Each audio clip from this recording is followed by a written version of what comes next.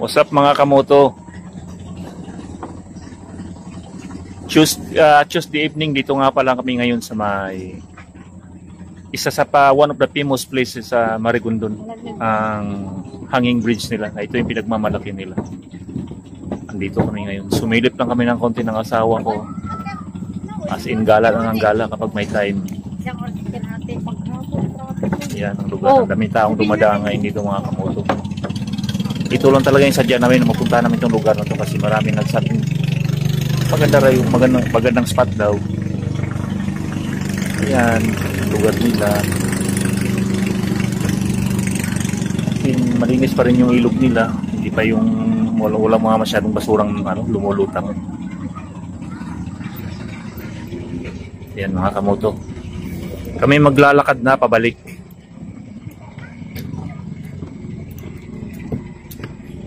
Yo! Sa hinahaba-haba ng ride, dito lang pala. Pinadaan mo namin sa mga medyo ang tagal ng ride namin kasi di namin kabisado itong lugar na to.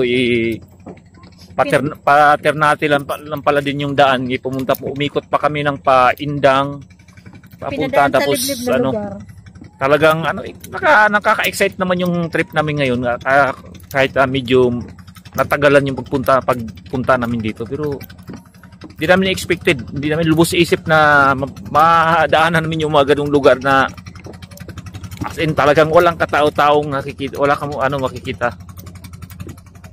Tapos yung kalsada napakalubak-lubak pa.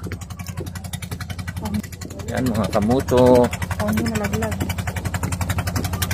Nalulula ako. Nalulula na yung asawa ko. Ito nga pala yung bangka, may bangkang dumadaan sila. Nalulula sa bridge, dumudlakan. Yan, may mga bangkang dumadaan sila. Meron yata ditong karakol na tinatawag. Yan.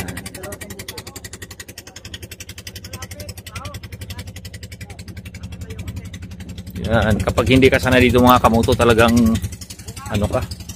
malulula ka. Ayan pwede pala dyan pa yan. Karakol yan.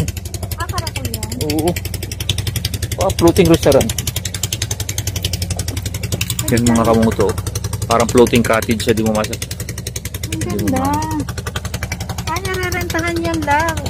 Siguro yung mga may mga kasal-kasalan o sakal-sakalan. Ay, nakakarating din kami sa lugar na to. Mararating din natin, pero dumaan pa tayo sa super liblib na lugar. Ay, nakakahilo. Hindi lang hanggang kwento, hindi lang hanggang kwento mga kamoto, talagang narating din namin yung lugar na gusto namin puntahan.